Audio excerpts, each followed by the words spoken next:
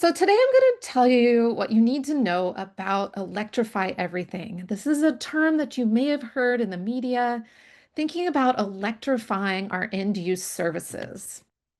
And so what does it mean when we're talking about electrify everything?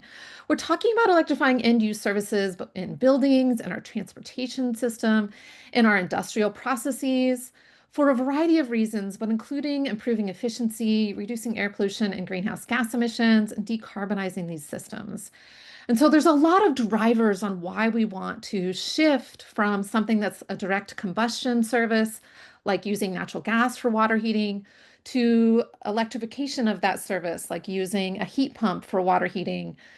And I'm going to give you kind of a sense of what those benefits are, and then some of the challenges on implementation of electrify everything.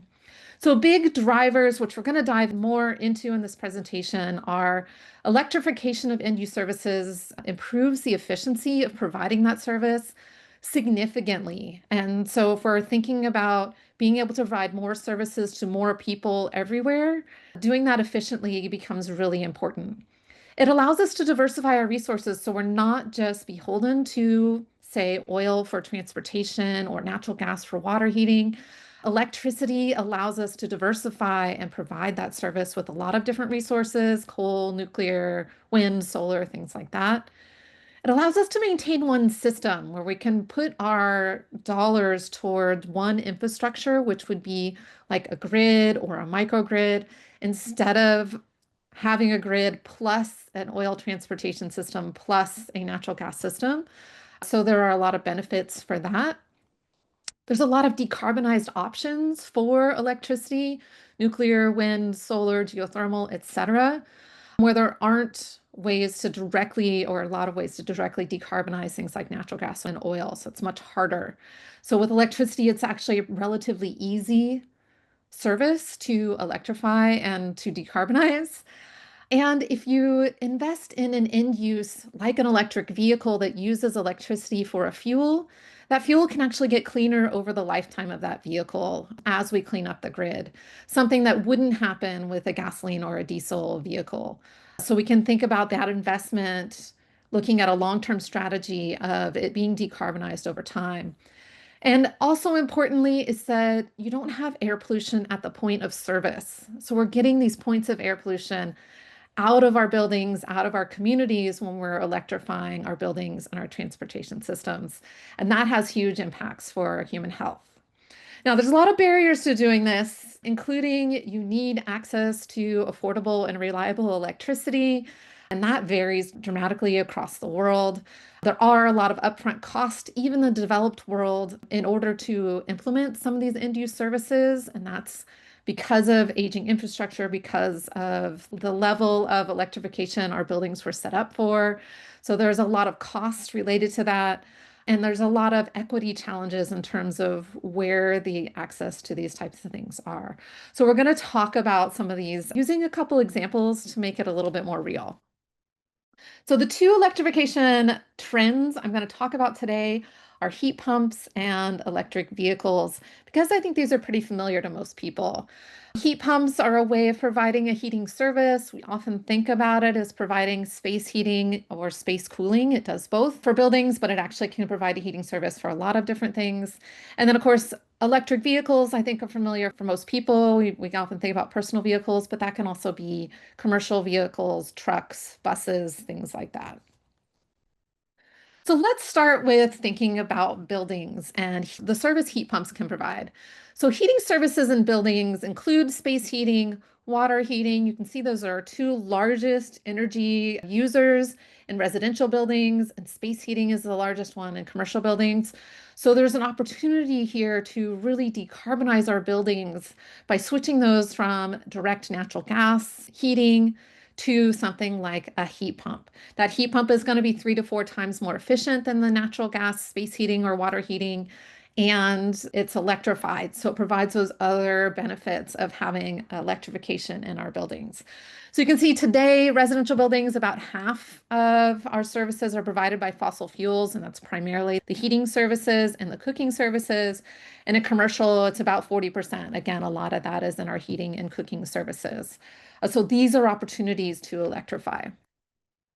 So why is a heat pump so amazing? And it's something you may have heard about in the news. Heat pumps seem magic because they're 300 to 400% efficient and they can do both heating and cooling. Okay, so that sounds fantastical. How can you be more than 100% efficient? The way that we're measuring efficiency here is how much heating service is provided compared to the amount of electricity we're putting into the heat pump. And so a heat pump does something different than your natural gas furnace or your electric resistance heater.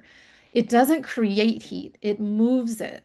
And so the way that you're getting more than 100% efficiency, in other words, you're getting more heating service than the electricity energy you're putting in, is because you're moving heat from a cold space to a hot space. This is what your refrigerator does. This is what your freezer does. Your refrigerator takes heat from inside your refrigerator and puts it out into your kitchen, right? So we're looking at doing that same type of system for our buildings, our water heating, things like that. So let's talk about how it works because I find that that really helps to kind of solidify how are we moving heat and how are we moving heat from cold to hot. So this is just an example showing you the refrigeration cycle for a heat pump. And this example is for winter. And you can imagine in summer, it would be the other way. We would want to move heat from our house to the outside. Okay, so a refrigeration cycle works is it uses a fluid that when you compress it, it heats up, and when you expand it, it cools down. So this is a refrigeration fluid. We use a variety of different fluids for this, but importantly to think about if I'm compressing it, which I'm doing here, I heat that fluid up. And so that fluid is now hotter than the warm air around it that you're trying to move the heat to. And so as that's hotter, your heat is going to move from the hotter fluid to the relatively cooler air in your house, which is warm, but less warm than the compressed fluid. Okay, so that's how you get your heat out. And then you have to get the heat from outside. So you expand that fluid and it makes it really cold. And so now that fluid is colder than the cold air outside your building. And so that'll make heat, even from cold winter air, come into that fluid and warm the fluid up. And so you're taking that heat out of the cold by warming your fluid up and then compressing it, making it really hot to move the heat into your house. You can make these kind of systems even more efficient by using something called a ground source heat pump, or sometimes these are called geothermal heat pumps, which can be a little bit confusing because it's very different than geothermal as an energy resource. But the way a ground source heat pump works is instead of trying to grab heat from, -20-degree air, you can grab heat from 50-degree ground because the ground stays relatively constant temperature both in the winter and the summer. So it can provide an easier place either to take heat from in the winter or to put heat into in the summer. Easier to put that heat into the 50 ground temperature than into the 110-degree air. So this is just a way to make these systems even more efficient than the 300 to 400% we're talking about. So what are we seeing with heat pump sales? These are growing rapidly. These are just looking at two different markets, United States and in Europe. In the United States, we really saw a shift in purchases of heat pumps compared to gas furnaces in 2022, and that has continued.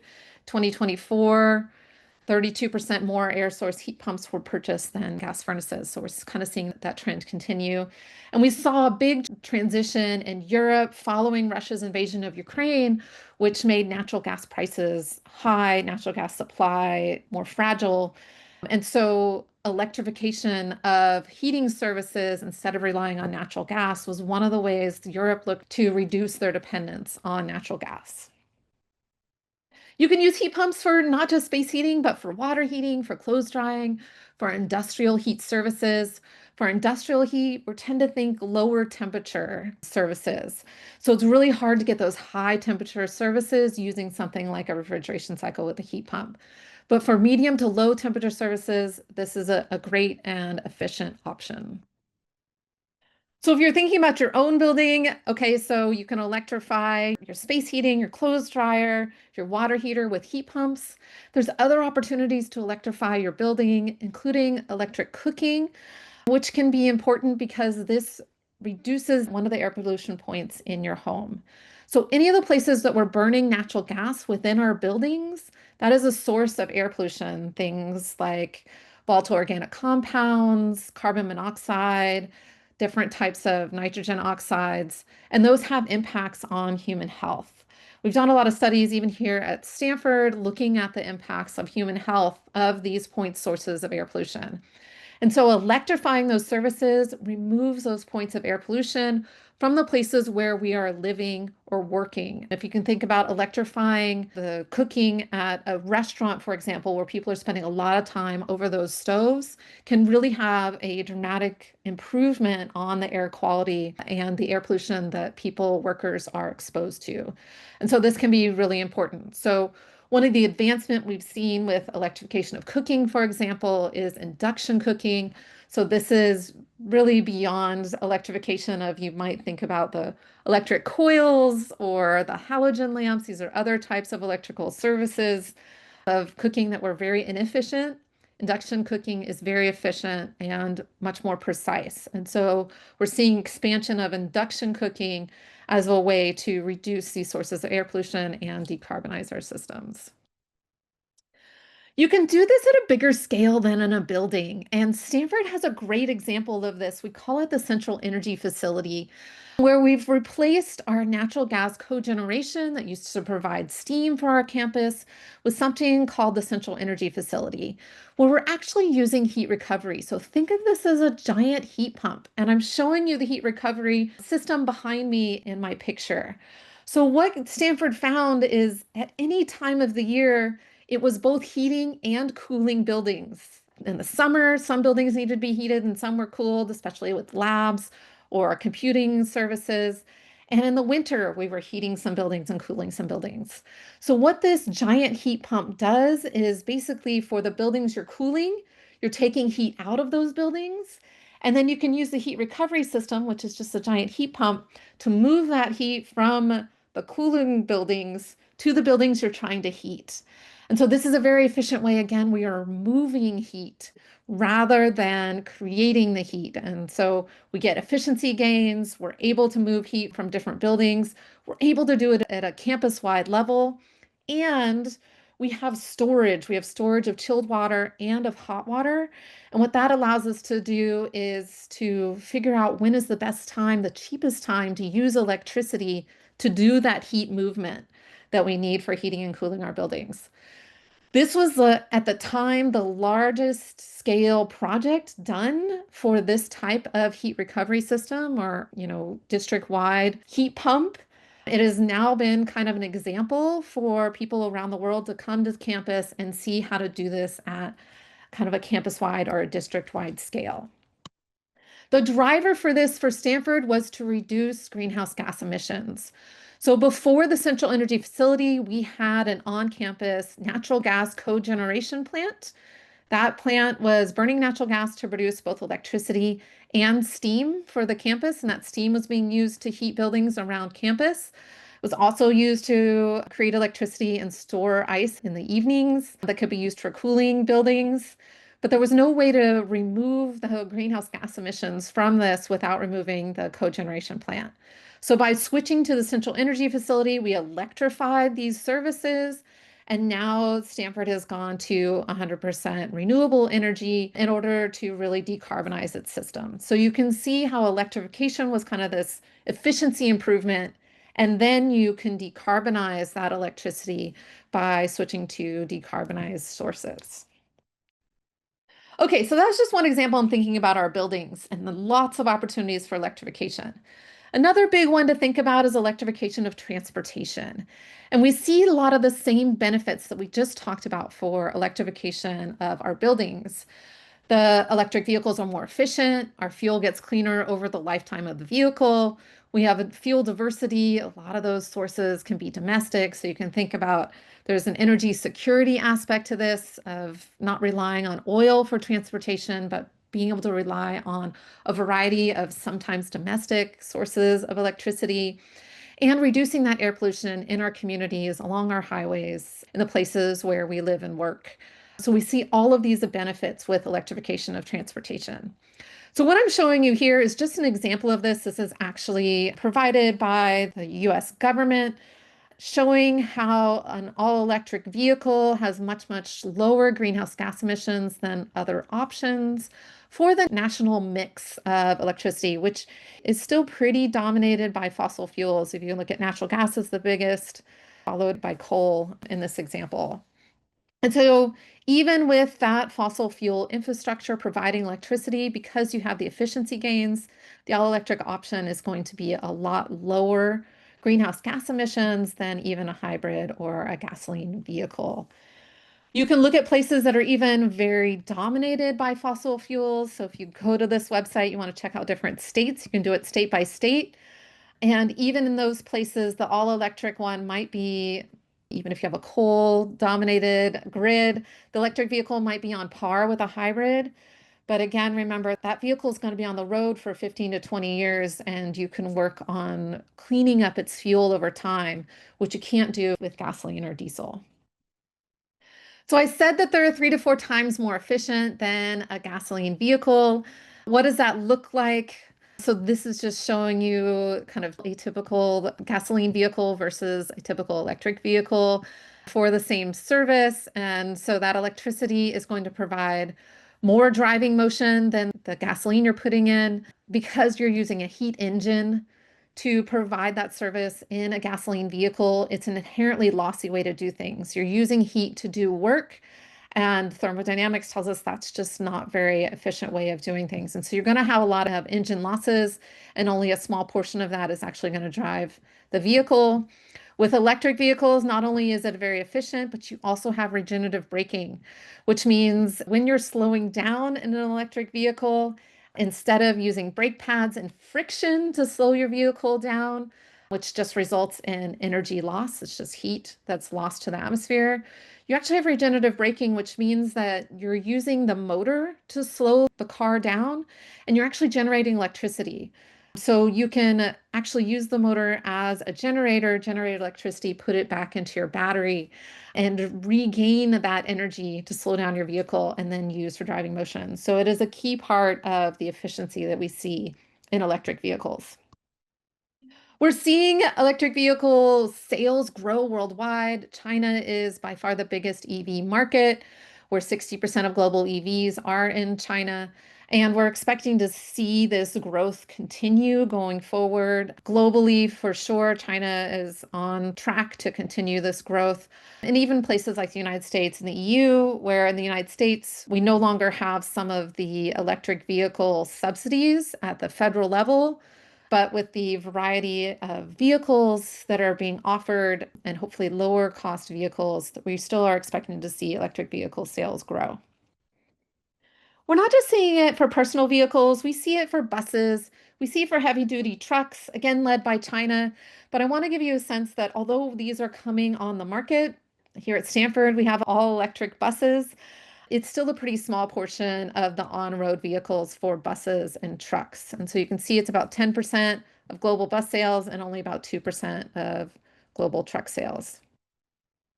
And then we don't want to forget that there's other options for transportation, and two-wheelers and three-wheelers are actually the most electrified road transport segment, where we see a lot of electrification of these two-wheelers and three-wheelers, especially in the developing world in places like India. Now, it's not the only way that we can electrify transportation. Obviously, a lot of our trains are electrified, and actually, trains are the most electrified form of transportation, where 85% of passenger rail and 55% of freight movements are provided by electricity. Here in the Bay Area near Stanford, we just electrified our Caltrain system, that is our passenger rail close to campus. And again, one of the big benefits of this, in addition to the efficiency and the decarbonization of that system, is the reduction in air pollution. So we no longer have diesel emissions with high amounts of particulate matter going right through our neighborhoods and our communities. So we see a dramatic improvement in air quality. And just to give it a sense of what that reduction in air pollution can look like, one of the things that we saw during COVID when we had shelter in place and a dramatic reduction in transportation was improvement in air quality around the world. And so this gives a sense of what we could see with electrification of these transportation systems. We could see a dramatic reduction in the air pollution and the related health impacts on people from that air pollution. So this is just an example in India, looking at what it looks like on a day in 2019 versus 2020. But the electrification could provide this same kind of benefit. And studies have looked at that as like, how much would it take? How much electrification would it take to really start to see benefits? And it depends on what you're electrifying. You definitely see greater benefits by electrifying medium and heavy duty trucks. They tend to be more polluting. Those diesel engines provide more particulate matter and more NOx. So if you can electrify those services, you will see a dramatic reduction. But even electrifying light duty vehicles, you're going to see a reduction in the air pollution and an improvement in air quality along highways and in communities. And I say along highways because that can be really important. Some of the air pollutants that you have from these diesel vehicles are pretty short-lived. And so they really impact communities that are right along highways where you're seeing most of that transportation traffic. And so here I'm just showing you the particulate matter levels in the Bay Area close to Stanford. And you can see kind of the concentrations along a lot of the highways and how that air pollution is going to really impact those communities.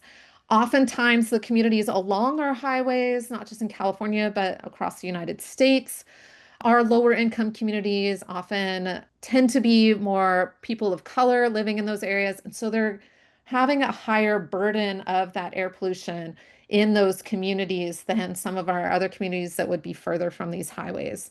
And so there definitely is a equity and environmental justice aspect to electrification of our transportation systems.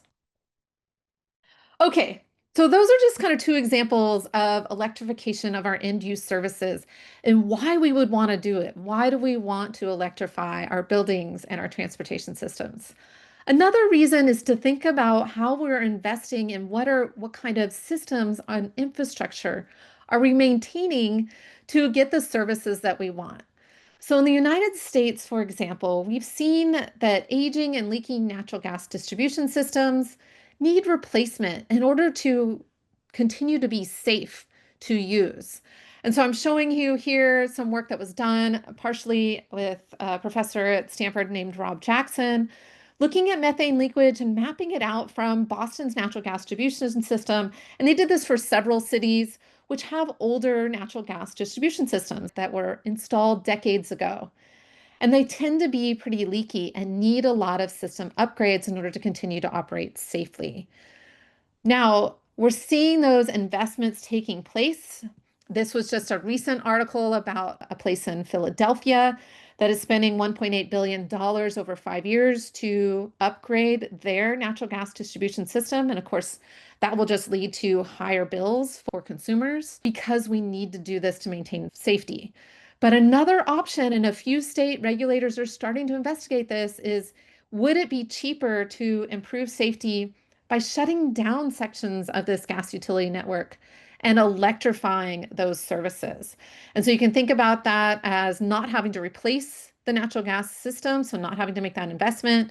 You're going to need the electricity system anyway for providing some of the services. So should that investment go to bolstering that system and electrifying those services? And then we can just work on maintaining one system rather than multiple systems that each require their own investment. And so I think we're just getting to the point where regulators, states are starting to look at whether it makes sense to really maintain some of this natural gas distribution. That's very much thinking about the developed world and places like the United States that already have a reliable and reasonable electricity grid, and of course has these broad systems like the natural gas system to provide these services.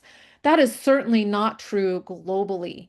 And so in order to electrify end-use services and provide all of these benefits to everyone everywhere, we really need access to affordable and reliable electricity for all of those places. And that can look like grid expansion, that can look like robust microgrid systems for remote places, but you need affordable and reliable electricity.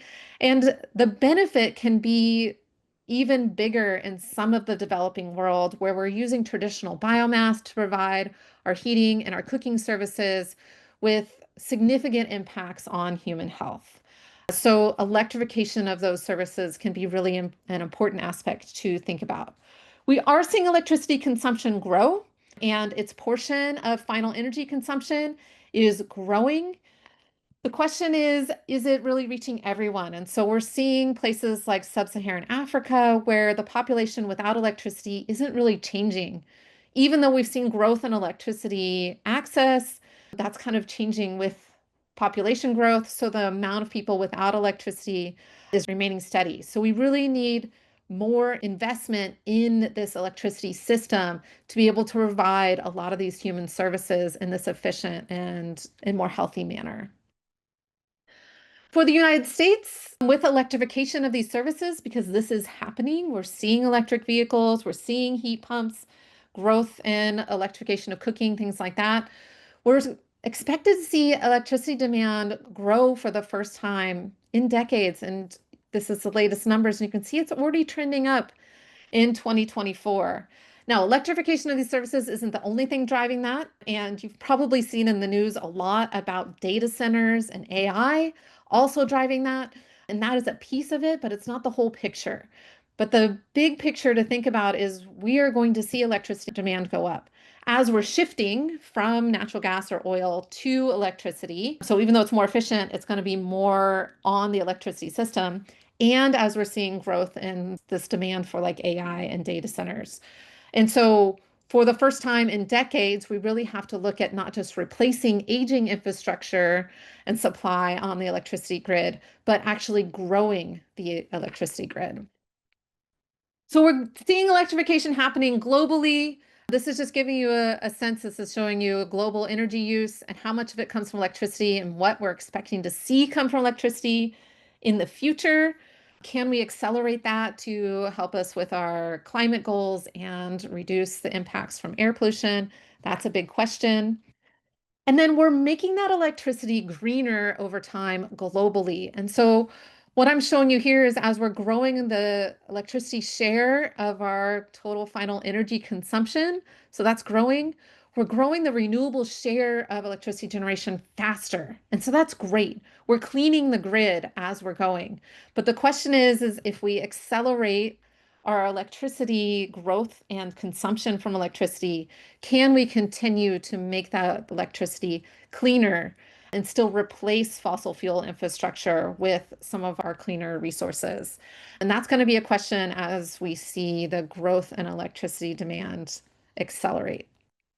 We are seeing decarbonization of electricity, but again, can we make it happen even faster? Okay, so hopefully that gave you the landscape of what it looks like and what we mean by electrify everything and why we might be interested in doing this. If you want to learn more, I encourage you to go to our Understand Energy Learning Hub, where you can find all these resources for free. You can check out our readings and videos we assign. You can join our YouTube channel or our Energy Spotlight, where you're going to get a little lesson in your inbox once a month. And of course, you can go to our Decarbonize Your Life page if you want to look at ways that you can electrify your own life.